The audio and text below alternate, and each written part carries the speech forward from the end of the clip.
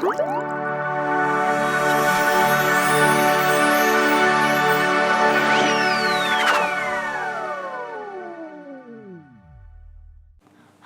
adik-adik, selamat pagi. Pasti luar biasa ya hari ini ya. Yes, yes, yes. Mari kita akan puji nama Tuhan. Tapi sebelum kita puji nama Tuhan, mari kita berdoa. Selamat pagi ya Bapa, selamat pagi Roh Kudus, selamat pagi Tuhan Yesus. Tuhan terima kasih buat kasih setiamu yang selalu menyertai setiap kami. Kami bersyukur Tuhan, kami boleh ibadah online meskipun di rumah masing-masing, tapi kami percaya kekuatan Tuhan selalu menyertai kami. Berkati ibadah kami ya Bapa dari awal pertengahan hingga akhirnya hanya di dalam nama Tuhan Yesus. Haleluya, amin. Halo adik-adik, yuk mari kita siap puji nama Tuhan. Kita tinggikan nama Tuhan, kita muliakan nama Tuhan. Bahwa kita adalah pasukan berjalannya Tuhan. Yuk kita adik-adik kita menyanyikan pujiannya.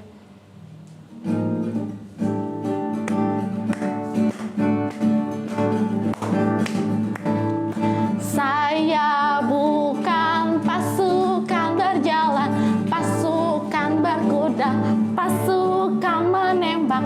Saya tidak menembaki musuh, tapi saya Laskar Kristus. Saya bukan pasukan berjalan. Saya bukan pasukan berjalan, pasukan berkuda, pasukan menembak. Saya tidak menembaki musuh, tapi saya Laskar Kristus. Saya Laskar Kristus, siap gerak dor. Saya Laskar Kristus, siap gerak dor. Saya bukan pasukan berjalan, pasukan berkuda, pasukan menembak. Saya tidak menembaki musuh, tapi saya Laskar Kristus. Sekali lagi ya. Saya bukan pasukan berjalan, pasukan berkuda, pasukan menembak. Saya tidak menembaki musuh, tapi saya Laskar Kristus. Saya Laskar Kristus, siap gerak dor. Saya Laskar Kristus, siap gerak dor. Saya bukan pasukan berjalan, pasukan berkuda, pasukan menembak. Saya tidak menembaki musuh, tapi saya Laskar Kristus. Yuk adik-adik, mari kita siapkan hati kita untuk mendengarkan firman Tuhan. Berikan hati kita untuk kemuliaan Tuhan. Mari kita nyalakan pujian kita, Firman Jadi Manusia.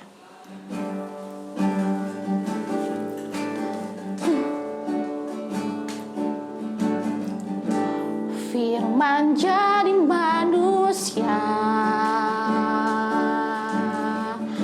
diam di antara kita. Ada hidup terang bagi manusia. Engkau datang bagi kepunyaanmu. Firman jadi manusia, diam di antara kita. Ada hidup terang bagi manusia. Engkau datang bagi kepunyaanmu.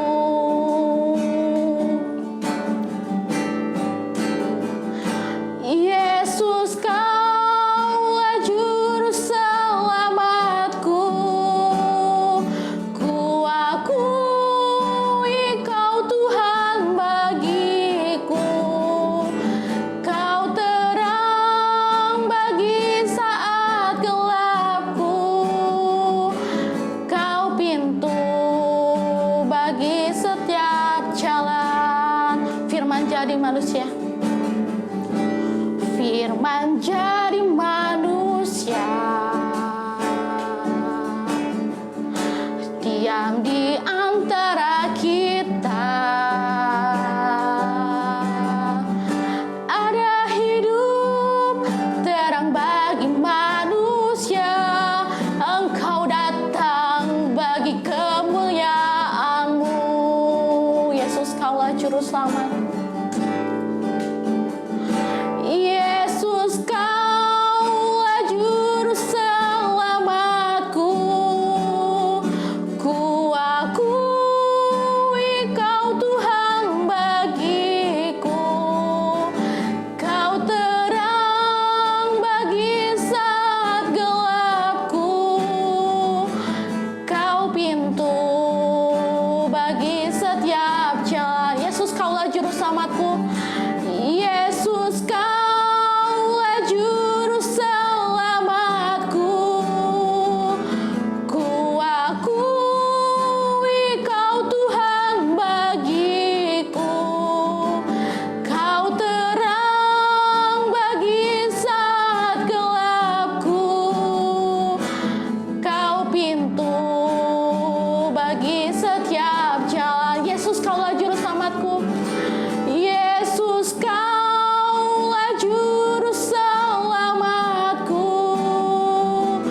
Ku akui Kau Tuhan bagiku. Kau terang bagi saat gelapku. Kau pintu bagi setiap jalan. Kau pintu bagi setiap jalan. Mari kita berdoa adik-adik. Selamat pagi ya Tuhan, kami bersyukur ya Bapa, kami boleh menikmati pujian ini di hadapan Tuhan. Kami mau berdoa ya Bapa, biarlah setiap firman Tuhan yang diberikan oleh guru sekolah minggu kami itu boleh mengubah hidup kami menjadi anak-anak yang takut akan Tuhan. Berkatilah guru kami yang akan memberikan firman Tuhan kepada kami. Kiranya guru sekolah minggu itu memberikan kesehatan, kekuatan, dan pelayanannya semakin semangat dan antusias di dalam Tuhan. Berkatilah ya Bapa firman Tuhan ini ke dalam tangan-Mu, kami berserah. Hanya di dalam nama Tuhan Yesus kami telah berdoa dan bersyukur. Haleluya, amin. Adik-adik sekalian, firman Tuhan yang akan menjadi dasar dalam perenungan kita di sekolah minggu di minggu ini diambil dari Kejadian pasal yang ke-28 ayat yang ke-10 sampai dengan ayat yang ke-22. Nanti adik-adik bisa membacanya ya di rumah ya. Kejadian 28 ayat yang ke-10 sampai dengan ayat yang ke-22.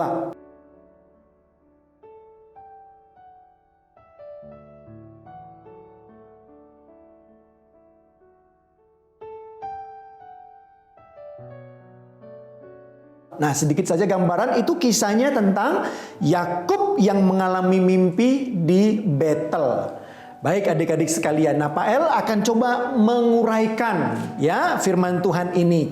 Nah adik-adik sekalian kan semuanya sudah kelas besar ini ya, sudah sekolah, pasti tahu dengan satu kata yang berkata yaitu metamorfosis.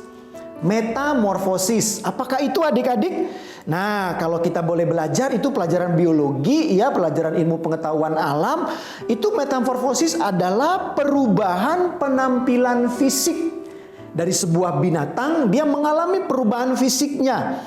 Nah, kalau kita tahu itu misalnya dengan yang namanya binatang kupu-kupu, ya, dia berubah, kata dia mengalami perubahan sampai dia menjadi kupu-kupu dan kata seperti itu. Ada perubahan sel di dalam dirinya yang terus berlanjut sampai mengalami kesempurnaan menjadi seekor kata atau menjadi seekor kupu-kupu. Nah, itu dia mengalami perubahan dari bentuk yang telur, larva, kemudian dia menjadi terus mengalami perubahan menjadi sempurna seperti kupu-kupu yang terbang dan kata yang begitu luar biasa. Nah, dari kata ini Pak El mau nyampaikan bahwa dalam diri kita pun harusnya terjadi yang namanya metamorfosis. Tapi bukan berarti berubah fisiknya ya. Tetapi di dalam hal ini adalah berubah metamorfosisnya, berubah di dalam karakternya, di dalam sikapnya, di dalam segala tingkah laku kita. Nah, bacaan kita tadi itu berkisah tentang kisah dua orang kembar ya, satu kembar yang bernama Esau dan Yakub. Esau dan Yakub, mereka kembar dari satu keluarga Ishak gitu ya. Anak kembar, tapi dua punya karakter yang beda. Nah, kisahnya itu kalau adik-adik baca, Yakub itu pernah melakukan sebuah penipuan terhadap kakaknya itu Esau dengan mengambil hak sulungnya. Esau merasa marah dan benci dengan Yakub. Nah, Yakub pun melakukan banyak hal yang kurang benar. Nah, tetapi ketika dia sudah melakukan itu dan dia lari meninggalkan keluarganya, pergi ke rumah papannya Laban. Nah, suatu ketika Yakub dalam perjalanannya itu ia ada dan tiba di Betel. Nah, ketika dia tiba di Betel, dia tertidur. Lalu apa yang terjadi? Ketika dia tertidur, tiba-tiba dalam tidurnya itu dia bermimpi. Nah, dalam mimpinya itu kita baca tadi dalam Kejadian 28, tiba-tiba Tuhan datang dan berkata di ayat yang ke-13. Adik-adik nanti bisa lihat, "Akulah Tuhan Allah Abraham, nenekmu, dan Allah Ishak. Tanah tempat engkau berbaring ini akan kuberikan kepadamu dan kepada keturunanmu." Lalu ayat 14 dikatakan juga, "Keturunanmu akan menjadi seperti debu tanah banyaknya, dan engkau akan mengembang ke sebelah timur, barat, utara, dan selatan, dan olehmu serta keturunanmu semua kaum di muka bumi akan mendapat berkat." Nah, ketika perkataannya itu, perkataan Allah datang kepada Yakub, nah perkataan ini mengubahkan, terjadi metamorfosis mungkin dalam diri Yakub. Ia menjadi berubah. Lalu dia berkata, "Wah, ini sesuatu yang sungguh luar biasa." Dan akhirnya dia mengalami perubahan. Ia tidak lagi menjadi seorang pribadi yang takut kepada kakaknya, tetapi kasih Tuhan melalui mimpi itu mengubah dirinya menjadi sebuah kerinduan ingin berjumpa dengan kakaknya Esau itu. Nah, nanti adik-adik bisa baca tuh cerita selanjutnya. Akhirnya Yakub itu berjumpa dengan Esau. Mereka menjadi kembali sempurna dalam relasinya.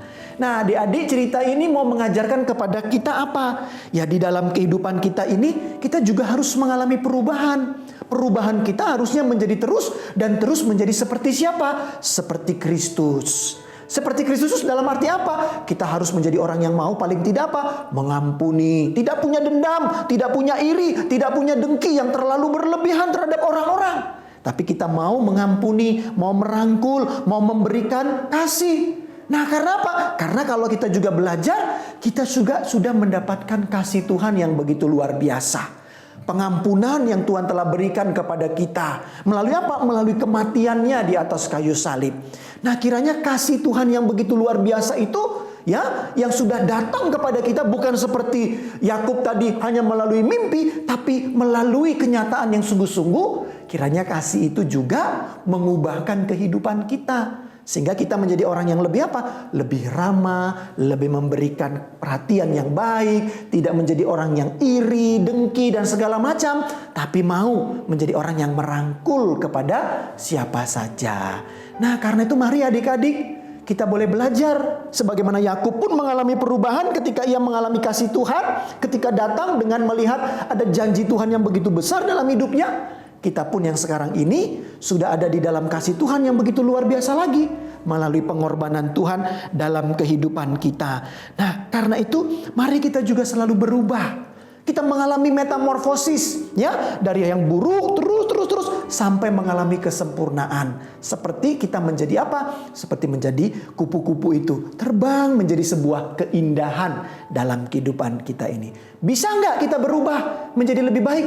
Bisa. Asal apa? Asal kita betul-betul menyadari bahwa dalam hidup kita ini kasih Tuhan itu sudah dicurahkan kepada kita.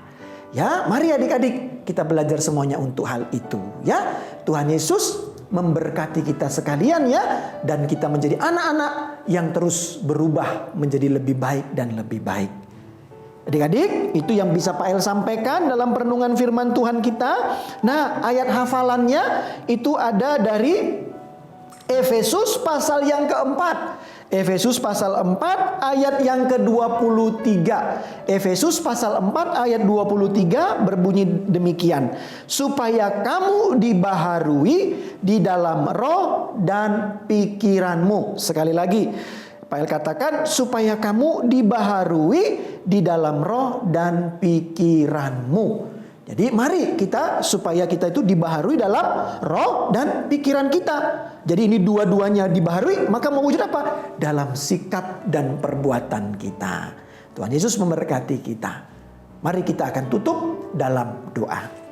Tuhan Yesus secara singkat melalui media yang ada, kami boleh belajar melalui kisah Yakub dan Esau. Mereka mengalami perubahan, khususnya Yakub Tuhan, ketika dia dilawat oleh Engkau di dalam perjalanannya ketika ia ada di Betel. Biarlah kami juga boleh mengalami perubahan-perubahan dalam hidup kami ketika kami sungguh-sungguh merasakan dan mengalami kasih Tuhan yang melimpah dalam hidup kami. Sehingga dengan demikian hidup kami terus boleh belajar menjadi seperti Kristus. Di dalam nama Tuhan kami Yesus Kristus kami berdoa dan memohon. Amin. Berilah yang baik, berilah yang baik. Tuhan sudah memberikan yang terbaik. Apa yang kau beri, berilah sekarang.